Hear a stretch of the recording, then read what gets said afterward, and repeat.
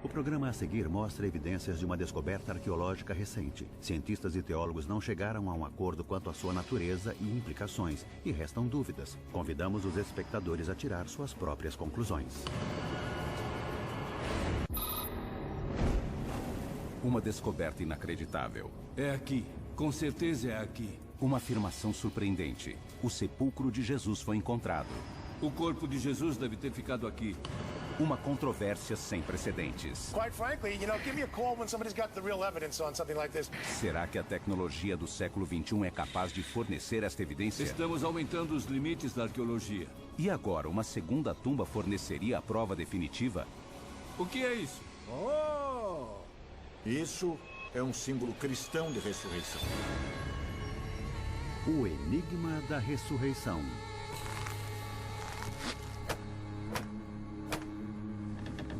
É uma das imagens mais icônicas do cristianismo. Na primavera do ano 30 d.C., Jesus é crucificado em Jerusalém por autoridades romanas.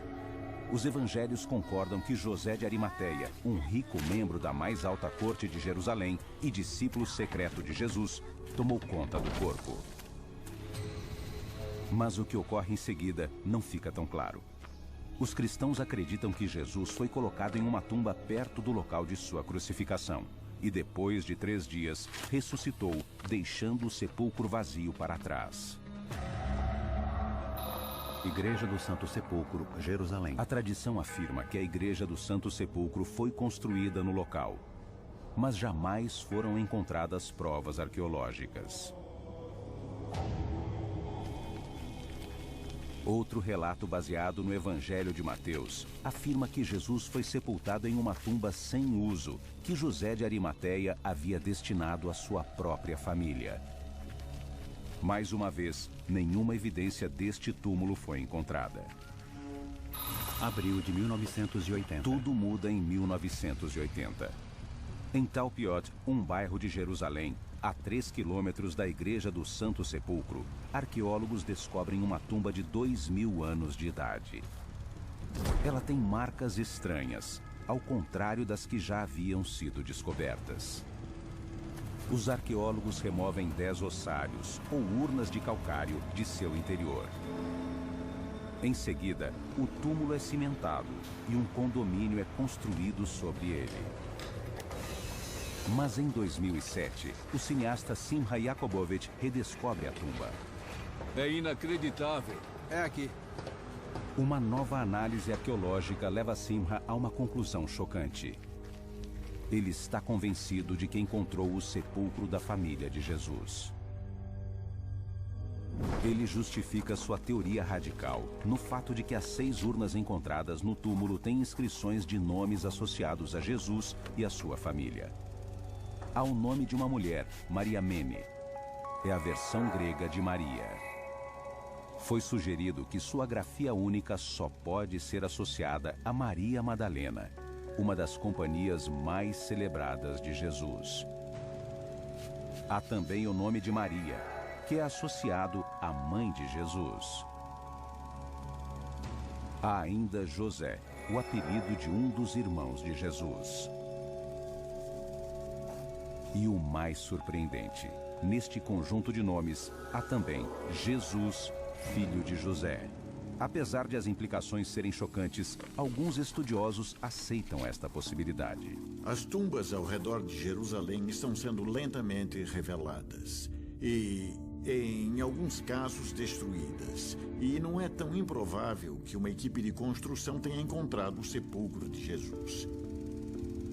Essa tumba de Talpiot pode ser o túmulo da família de Jesus. Quando a história é revelada, nem todos aceitam a teoria proposta. This is front page news. It's on all the evening broadcasts. This is very much the talk of Jerusalem. For me, it represents the worst kind of biblical archaeology. I don't see the evidence for it anywhere. I'm going to base my beliefs on the scriptures, which hold together far better than the kind of farcical documentary we're talking about here. Enquanto a polêmica aumenta, Simha e sua equipe concentram-se em outro sítio arqueológico. Ele espera que o local forneça evidências adicionais para apoiar suas alegações. é um segundo túmulo, localizado a menos de 60 metros do suposto sepulcro de Jesus. Acho que é a tumba. É para lá que nós vamos. É perfeito. Este túmulo foi descoberto em 1981, quando perfurações em uma obra o expuseram acidentalmente. Arqueólogos entraram na tumba através de um buraco no teto, fizeram algumas anotações e esboçaram o mapa da caverna mortuária. Grupos religiosos ortodoxos que acreditam que qualquer intromissão perturba os mortos forçaram os arqueólogos a sair do sepulcro. Mas antes, eles tiraram estas fotos em preto e branco, encontradas recentemente. A tumba foi fechada. Com propósitos religiosos, um cano foi instalado em seu teto. Em 2009, foi jogado cimento pelo cano, impedindo o acesso à tumba. Mas ele ainda serve para sinalizar que o túmulo está em algum lugar abaixo deste condomínio de apartamentos. Simha e sua equipe acreditam que esta segunda tumba possa pertencer a alguns dos primeiros discípulos de Jesus, até mesmo a José de Arimateia. Os dois sepulcros foram encontrados em um monte, separados das outras cavernas mortuárias da região.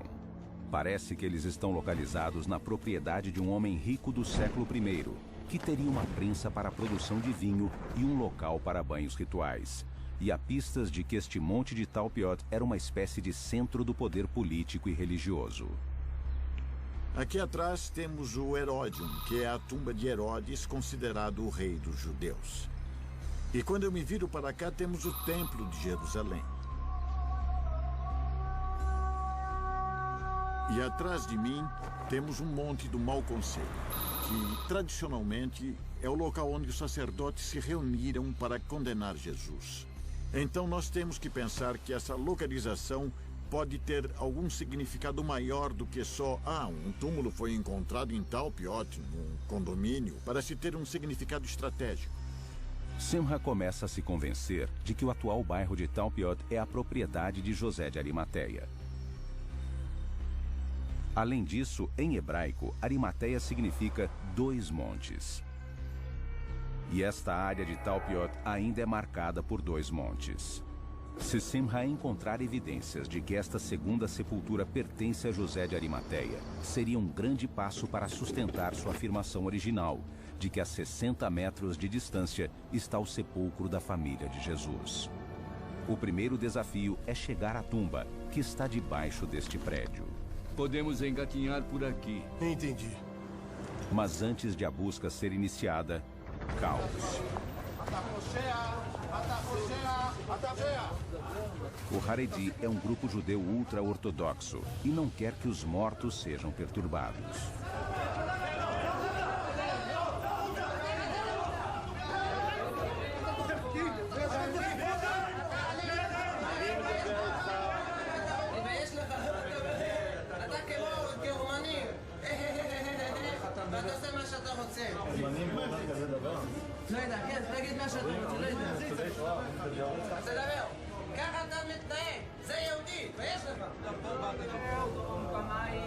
O grupo consegue interromper a escavação, como fez com a exploração original em 1981. Simha e o produtor Felix Golubev vão até o Centro de Vida Haredi para encontrar o rabino responsável pelos ativistas que interromperam a investigação. Eles precisam chegar com um certo ar conciliatório. Após horas de negociações a portas fechadas, o rabino Haredi concedeu exploração limitada à tumba, contanto que Simha e Félix sempre avisem o que pretendem fazer e nunca encostem nos ossos dos mortos. Com o problema resolvido, Félix consegue o mapa desenhado quando a sepultura foi descoberta em 1981. Eles sabem que o mapa não é 100% preciso e não têm certeza do ponto de localização exato da tumba abaixo do condomínio. Mas ela não pode estar muito longe do cano que foi instalado. Que bom. Eles estão convencidos de que pelo menos uma parte do sepulcro está abaixo deste corredor. Será que estão certos? Eles sabem exatamente como descobrir. Com um radar de penetração no solo. O aparelho envia um sinal de radar abaixo da superfície, detectando materiais incomuns, ou neste caso, um vácuo. O equipamento escaneia o corredor inteiro, procurando por espaços incomuns entre os pisos. Os cálculos de Félix os levam a um pequeno canto. É o meu canto mágico. Viu alguma coisa? Tem alguma coisa aqui. Dá pra ver aqui a beira do buraco. Tá, mas resumindo, o Félix acertou o lugar pra gente colocar a... Sonda. A sonda, isso. Sim, acertou. Tem uma área que fica uns 60 centímetros junto à parede. E depois 40 centímetros longe da parede. E então... Félix acredita que a única entrada da sepultura seria um espaço não muito maior do que uma folha de papel. Eles podem ter encontrado o sepulcro. Agora, precisam achar uma maneira de acessá-lo. Jerusalém. Usando um radar de penetração no solo, Simha, Félix e sua equipe localizaram uma tumba do século I depois de Cristo, debaixo de um prédio de Jerusalém. Mas eles ainda não sabem como acessá-la. Temos que achar um jeito de entrar. Vamos responder. Juntaram-se à equipe o historiador James Tabor e o arqueólogo Rami Arav, que não estavam envolvidos com a investigação do sepulcro da família de Jesus. Eles receberam permissões especiais para explorar a sepultura. A ideia é cavar aqui nesse canto. Então... Devido a um compromisso firmado com ativistas religiosos, eles precisam encontrar um meio de explorar a tumba sem entrar nela. Toronto, Canadá. A solução pode estar neste pequeno depósito no Canadá. A equipe solicitou a ajuda de Walter Klassen, um lendário construtor de animatrônicos e de plataformas com câmeras robóticas para televisão e cinema. Fazemos todos os softwares, os eletrônicos, a maquinaria, é tudo feito aqui. O desafio de Walter é construir um braço robótico munido de uma câmera que seja capaz de passar por uma pequena abertura. O dispositivo também deve ser manobrável o bastante para que a equipe consiga documentar cada centímetro da sepultura e de seus ossários. Pedi para um arquiteto desenhar essa planta com o esboço da tumba sobreposto no desenho. Félix tem alguma ideia das dimensões do sepulcro. Qual é mesmo a estimativa da altura da tumba? Eu acho que tem de 1 metro a 1,5 metros. Fica bem difícil, porque essa altura limita a chance de entrar com a câmera, virá-la e fazê-la se movimentar. Um detalhe que você tem que levar em conta é que se a gente entrar... O especialista em câmeras remotas Bill Tarrant mostra a Walter a câmera que pretende usar para gravar imagens na confinada sepultura de 1 metro de altura. Qual é o peso dela? 1,8 kg. Então vamos ter que acoplar isso na ponta de um braço de 3 a 4 metros. É isso mesmo. A câmera está alojada numa caixa de metal e é pesada. Mas se eles conseguirem acesso à sepultura e ela tiver relação com os primeiros discípulos de Jesus, o que poderão encontrar?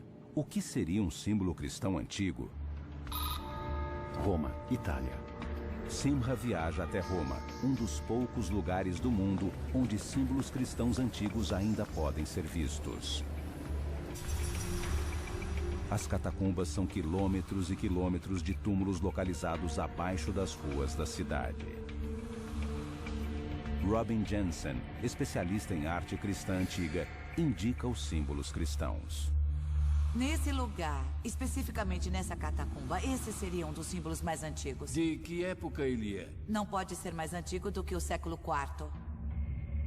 Aqui vemos 3 dos símbolos cristãos mais antigos. O Chi-Rho, as 2 primeiras letras gregas da palavra Christus. A âncora, um símbolo de fé. E um peixe com escamas e guelras, o símbolo de Cristo. Mas a imagem bíblica mais popular nas catacumbas é Jonas e a baleia. Nossa! Esse aqui é o Jonas. Jonas é cristão? Sem dúvida. Essa história é muito importante para a arte funerária, principalmente, e é a mais popular. Por que é a mais popular? Porque conta uma história de morte e ressurreição. Jonas, assim como Jesus, morreu. Mas ressuscitou quando foi regurgitado. Foi cuspido. Ou cuspido. E isso até no Novo Testamento é um sinal da morte e ressurreição de Jesus. Então, quando vemos Jonas sendo cuspido, é um símbolo cristão essencial. Até o meio do século IV. Depois ele desaparece. Jerusalém, abril de 2010. Após meses de preparação, a equipe reúne-se em Jerusalém na tentativa de desvendar o maior segredo do cristianismo. Leste de Talpiot, Jerusalém. Estamos fazendo história. A polícia está aqui, a Autoridade de Antiguidades de Israel também. Temos supervisão religiosa e uma associação de moradores. E onde está a tensão? Não quero tensão, quero descoberta. Está funcionando? Perfeitamente. Tá, primeiro passo. Buraco pequeno. 6 centímetros? Isso mesmo. Se for o lugar certo, vamos para o segundo passo, que é o buraco de 20 centímetros. 20 centímetros. Legal. Vamos lá.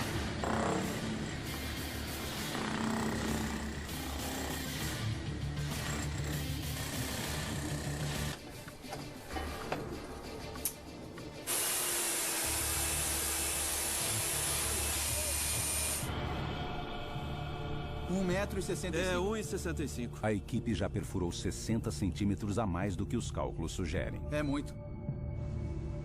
É possível que estejam perfurando o local errado.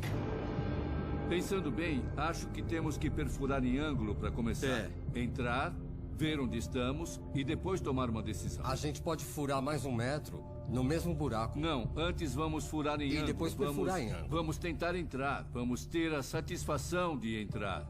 Eu quero entrar. Eles resolvem perfurar em ângulo.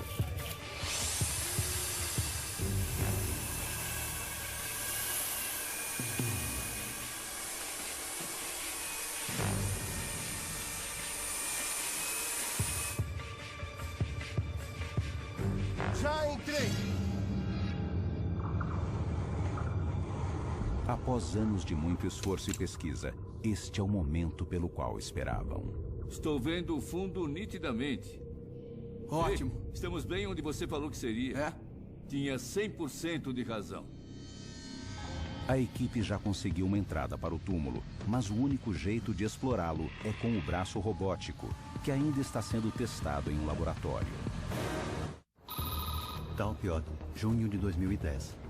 Walter Klassen junta-se à equipe de arqueólogos e investigadores no bairro de Talpiot, em Jerusalém. Seu braço robótico recém-criado será usado pela primeira vez. Ele foi projetado por encomenda para explorar uma tumba antiga localizada abaixo de seus pés. Uma tumba que o cineasta Simha Yakubovich acredita ser de José de Arimateia, o homem que sepultou Jesus. Intencionalmente, o braço conta com pouca tecnologia. Alavancas simples controlam seus movimentos. O ar comprimido é injetado no sistema por meio de mangueiras de borracha que marcam todos os comandos. A equipe está a poucos momentos de finalmente revelar os segredos da sepultura. Ótimo, excelente, olha só. 2 buracos de acesso serão usados. Uma câmera menor é colocada em um deles e baixada na tumba primeiro. Ela será apontada para o braço robótico para ajudar Walter e Bill a comandar seus movimentos dentro da sepultura. Bom, tá tudo pronto? Tudo pronto. Vamos lá.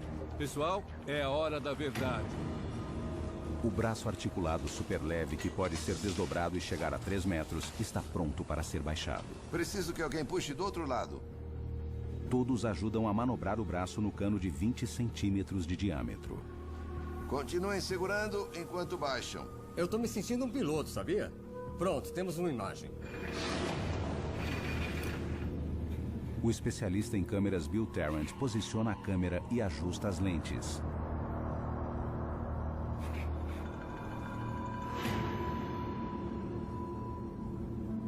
Olha só, olha só.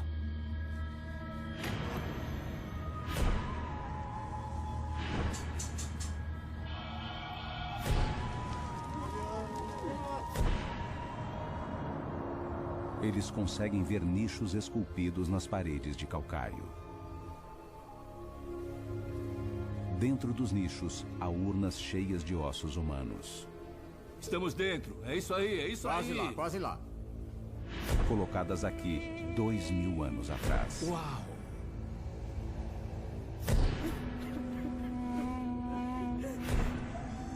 O braço robótico mostra que há 9 compartimentos funerários nesta sepultura.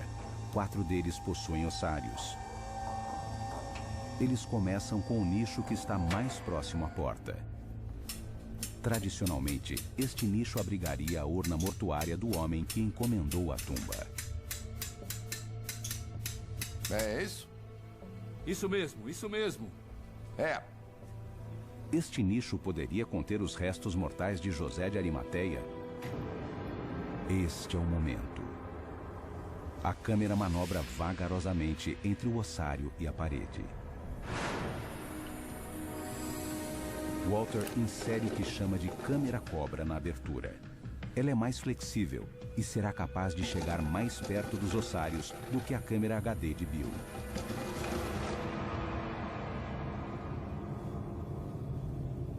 Eles procuram por um nome ou um símbolo. Olha só isso.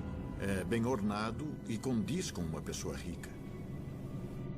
2 rosetas circulares, típicas de ossários, são claramente visíveis.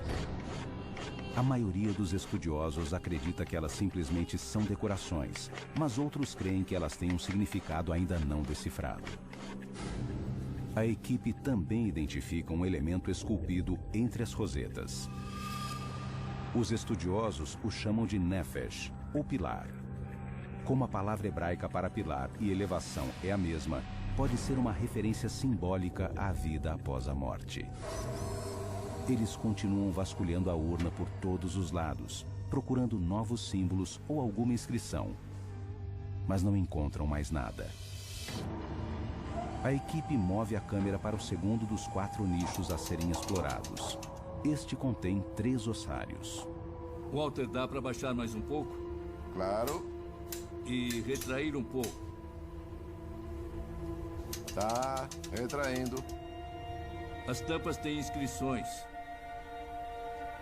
Está vendo alguma coisa? Não. As inscrições não são monumentais, não são uma coisa que alguém esculpiu elaboradamente, como aquelas rosetas. São etiquetas. São etiquetas. Sabe, essa é a urna do tio e essa é a da vovó, só para lembrar qual é de quem. E é quase como o grafite às vezes. Então nós temos que ser sistemáticos e cuidadosos para não dar um zoom esperando ver uma inscrição enorme e encontrar só um pequeno grafite. Entendi. Pode baixar? Posso sim. Essa é legal. Quando reposicionam... Eu não sei. Espera. Uma descoberta. M-A-R-A. Aramaico? Não, é grego. Onde está vendo? M-A-R-A. A equipe já se deparou com este nome antes, no suposto sepulcro da família de Jesus, a poucos metros de onde estão. Lá, uma das urnas foi identificada com o nome Maria Mene Mara. Maria Mene é uma grafia grega específica para Maria, encontrada apenas em 2 textos antigos, ambos associados a Maria Madalena. Mara parece ser um título que a designaria como uma espécie de lorde ou apóstolo feminino, ou uma lady. É possível que para os primeiros discípulos, Jesus e Maria Madalena fossem vistos como um lorde e uma lady? As pessoas que foram sepultadas na tumba estariam invocando Maria Madalena e não Jesus em seus ossários? Animada, a equipe prossegue. Agora quero bem mais alto. E neste momento, um cabo se rompe.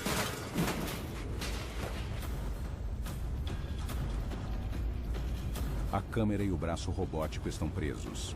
E não há como a equipe retirá-los. O cabo rompeu, o braço entortou. É a pior hipótese possível. Tá, foi o cabo de movimento que quebrou? É, o que sobe e desce. O que sobe e desce. Para o projetista Walter Klassen, é um pesadelo. Por favor, deixa eu pensar no que fazer. Eu não consigo falar.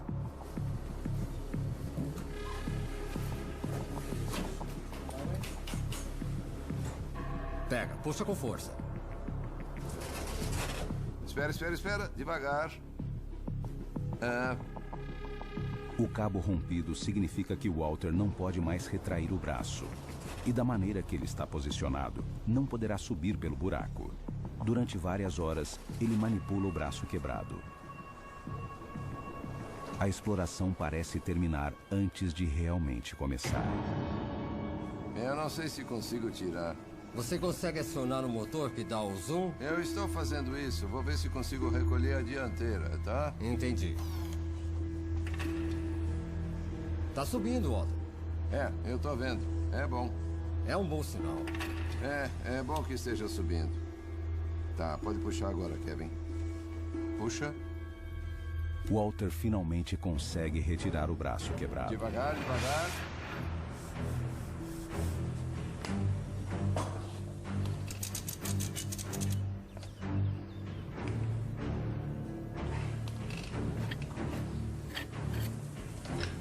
Só um minuto.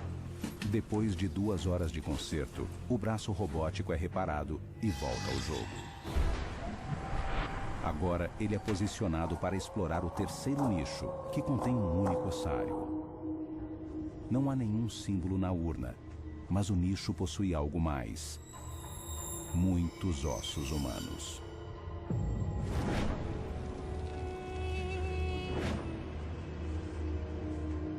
Não há inscrições aqui. E nem pista de José de Arimateia ou de outro personagem ligado a Jesus. A equipe está ficando sem opções, ossários e nichos. Chega a hora de explorar o último compartimento e as 2 últimas urnas.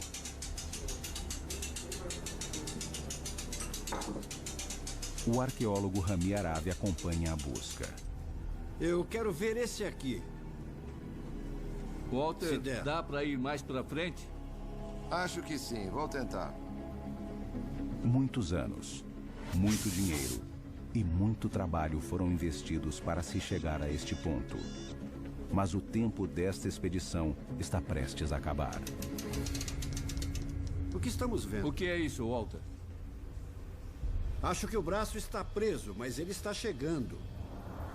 Opa, o que é isso? Estamos vendo a ponta de um dos ossários. Isso mesmo, isso mesmo. É o número 4, já é o 4º nicho, não é? Correto. Estamos olhando à frente? Estamos vendo essa parte aqui.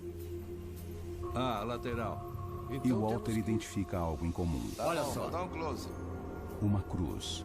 Bom, eu voltei. Ótimo. Vocês viram essa cruz? Não. É bem no meio. Onde está a cruz? Onde? Sobe um pouco, Bill. Subindo. Não. Devagar, devagar. Tá bom. Aí. É, isso mesmo, é uma cruz. A cruz. Ah, sim, é. Desça um pouco, Bill. Dá pra descer? A maioria dos historiadores acredita que a cruz tornou-se um símbolo cristão no século IV depois de Cristo. Por isso, encontrá-la em uma sepultura do século I não significa nada. Mas cruzes do século I, que podem ser cristãs, já foram encontradas na Itália, em Herculano e em Nápoles.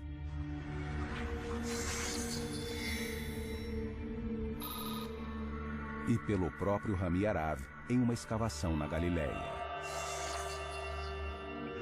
Se a cruz já era um símbolo cristão no século I, a equipe acaba de descobrir a cruz mais antiga já encontrada, relacionada a Jesus. Em ossários não deve ter nada feito só para decoração. A coisa toda é simbólica. Toda a urna é simbólica. Leste de Talpiot, Jerusalém. A equipe já explorou 3 dos 4 nichos com ossários. Até agora, eles examinaram 5 das 7 urnas.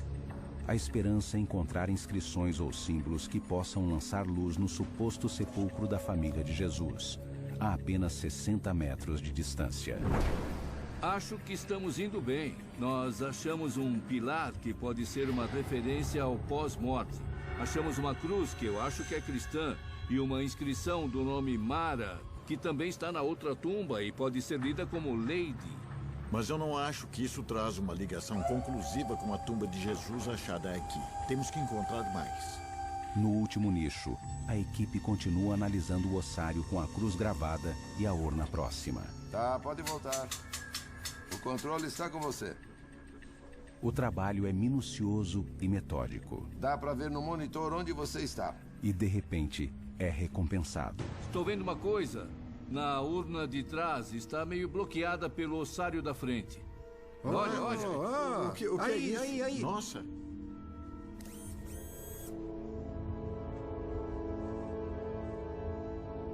Uau! Que parte é essa? É o fundo? Isso é o topo. E tem essa bola aqui na base. É uma bola mesmo. Deixa só eu me orientar. Pode ver sua localização no monitor. Olha só, olha só. Então, para aí.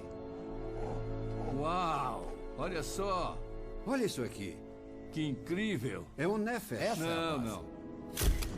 Rami consegue analisar a imagem e acha que pode ser outro exemplo de um Nefesh, ou pilar, como o outro encontrado no primeiro nicho. Pessoal, não é um pilar. Com certeza é outra coisa. Nunca vi nada igual a isso. Melhorou. Nem sei o que parece. O que você fez? Podem ser as alças. Voltando. Olha. Olha aqui. Vai aqui bem devagar. E então, uma revelação. É um peixe. Ah, é claro. Isso aqui é a cauda. Parece uma baleia.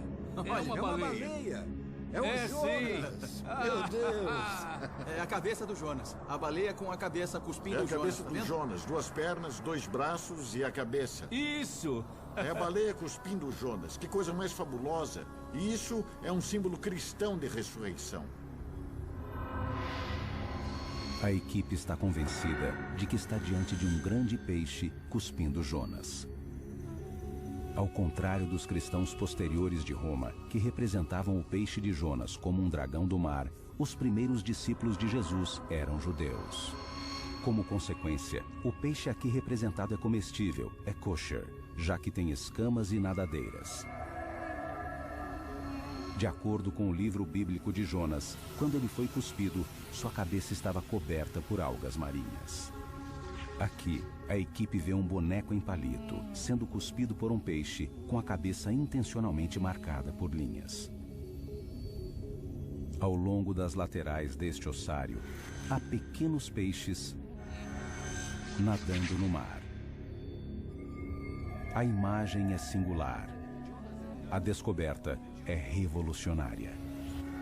Sem dúvida, a figura de Jonas foi o símbolo dos primeiros discípulos de Jesus e um símbolo da ressurreição de Cristo. Devido à clareza desta imagem do século I, seu significado preciso pode ser revelado. Para cristãos, ou judeus cristãos, seguidores de Jesus, isso significa que, assim como Jonas, Jesus morreu. O peixe é o símbolo de quem renasceu dos mortos. E esse ossário, claramente, está falando da ressurreição dos mortos. E essa foi uma das primeiras representações da ressurreição. Coisa grande. Uma coisa muito grande. Esta descoberta, o símbolo mais antigo já relacionado a Jesus, faz com que os investigadores sintam que seu palpite foi recompensado e que conseguiram evidências expressivas de que a tumba, a apenas 60 metros da que estão investigando, é mesmo o sepulcro da família de Jesus. Mas será que conseguirão mais provas? Eles continuam para ver a parte de trás do ossário com a figura de Jonas. Eles enxergam algo, mas por causa da parede, a câmera não consegue ir longe o bastante para captar uma boa imagem. Walter posiciona a câmera no chão, captando a tampa por baixo. A imagem na parte de trás parece a cauda de um peixe, mas a equipe não tem como se certificar. Para ajudar, eles consultam as fotos em preto e branco feitas por arqueólogos em 1981, antes que fossem expulsos do túmulo por ativistas religiosos. Aqui, a imagem da cauda de peixe fica clara. O peixe parece estar mergulhando no ossário. As fotos também revelam um detalhe novo e inesperado. Hoje, a urna com a gravura de Jonas não está no mesmo lugar em que foi encontrada. Sendo assim, ela foi tirada de seu nicho e colocada em outro, onde está agora. Sua posição original, o primeiro compartimento à direita, chamado de nicho do patriarca. Esta mortuária pode conter os restos de José de Arimateia? Pode ser uma evidência, mas não há nenhuma inscrição. Ainda assim, resta um ossário para ser analisado. Leste de Talpiot, Jerusalém. Pela primeira vez na história, a equipe explorou uma sepultura selada da era de Jesus, usando um braço robótico. Eles descobriram uma imagem única, que pode ter sido usada pelos primeiros discípulos de Jesus. Mas a busca ainda não acabou. Resta um ossário a ser explorado. Câmera para a direita. Tá, estou virando. Agora a gente está olhando para o número 3. Número 3. Esse aqui.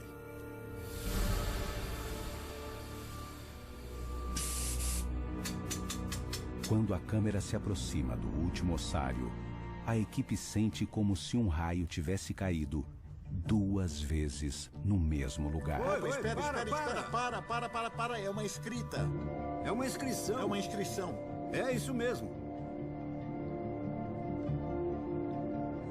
Tem ômega, tem um D, um C, delta, eta.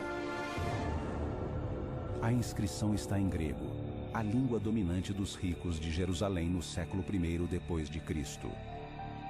Mas o que significa? Theos é o nome de Deus. Theos é grego. Em português, seria Jeová. Então isto seria um verbo. Deus está fazendo alguma coisa. Isso eu não consigo entender. A equipe contata o professor James Charlesworth para ajudar a decifrar a inscrição grega. Era para ter chegado ontem, mas você ficou resfriado. Ontem não seria legal. Não precisava de alguém que lesse grego. Hoje precisa. Você não vai acreditar. Vem. Estão me provocando, não? Vem cá. O que acharam? E bem no meio, entre as duas rosetas, tem essa inscrição em grego. Tá, consigo ler Yao. Tem isso nos papiros mágicos gregos. É uma maneira de se referir a Yahweh ou Deus. Aqui está em grego, in uncius, que significa maiúsculo Yao. E acima eu acho que pode ser Dios. Deus ou Zeus, agora é Yahweh. É isso aí. E upso, que pode estar relacionado à palavra grega upsoteo, que é levantar-se. O quê? É isso. Upsilon, psi e ômega. Seria úncio para upso-o, que no Evangelho de João é usada para a ressurreição de Jesus. Upso-o, ele se levantou. Eu me levantei, disse Jesus. Eu me levantei, eu me ergui. Upso-o. E o resto eu não sei, pois não consigo ler. Acho que é um O. Pode ser um não O. Sei. Apple. Upso-o, Apple tutanel, eu diria. Dos mortos. As primeiras 2 linhas são claras. A primeira palavra é Dios, que pode ser interpretada como Senhor ou Deus. A segunda palavra é Jeová, o nome de Deus nas escrituras hebraicas. E então a palavra upso, que pode significar levantou, levantará ou levanta. E finalmente, 3 letras que não estão claras. Pode ser uma referência ao reino dos mortos, como o professor Charlesworth citou. Mas estas últimas letras também podem ser A, G e B. A última palavra então seria Agba, o equivalente hebraico a upso. Neste caso, a inscrição seria translinear: grego, hebraico, grego e hebraico, que pode ser lido como Deus, Jeová, levante, levante. De qualquer maneira, é um apelo à ressurreição. Mas há outra leitura possível. Há uma palavra que não deveria estar aqui: Jeová. No século I, os judeus dominantes jamais escreveriam o sagrado nome de Deus em um ossário. Seria uma heresia. Mas alguns discípulos de Jesus, acreditando que ele fosse Deus encarnado, o chamavam pelo sagrado nome de Deus, Jeová. Neste caso, a inscrição pode ser interpretada como Senhor, Jesus, levante-se, levante-se. A inscrição encontrada aqui sugere fortemente que as pessoas sepultadas no local acreditavam em ressurreição. De certo modo, pode ser um apelo para a sua própria ressurreição, mas lida de outra maneira, é uma exortação para que Jesus ressuscite. Para James Tabor, o achado é persuasivo e o convenceu que o outro sepulcro, encontrado a apenas alguns metros, é o último lugar de descanso de Jesus e de sua família. Essa tumba deu um contexto mais amplo para outra sepultura. Antes de ontem, se você me perguntasse, Talpiot, tumba de Jesus, o que acha? 50-50? Eu já diria uns 75% de certeza. Depois dessa tumba, já subi para 95%. Fácil. As implicações são enormes.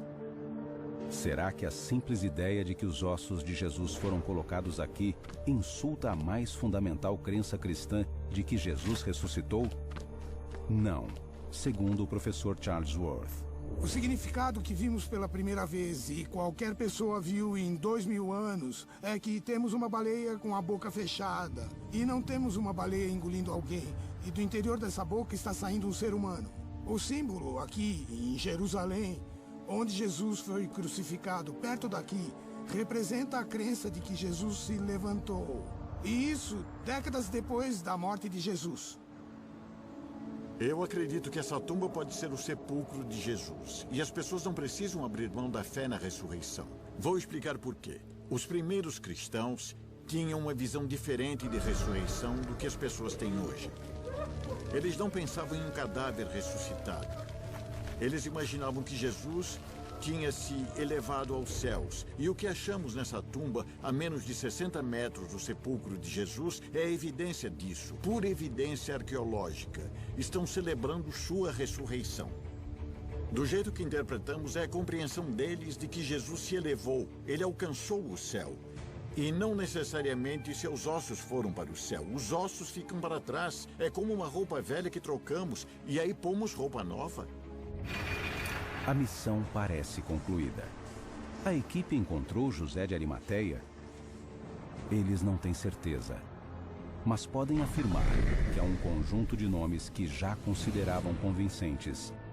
Acabaram de adicionar os dados arqueológicos que identificaram como uma imagem de Jonas, uma cruz, a inscrição do nome Mara e a primeira frase ligada à ressurreição.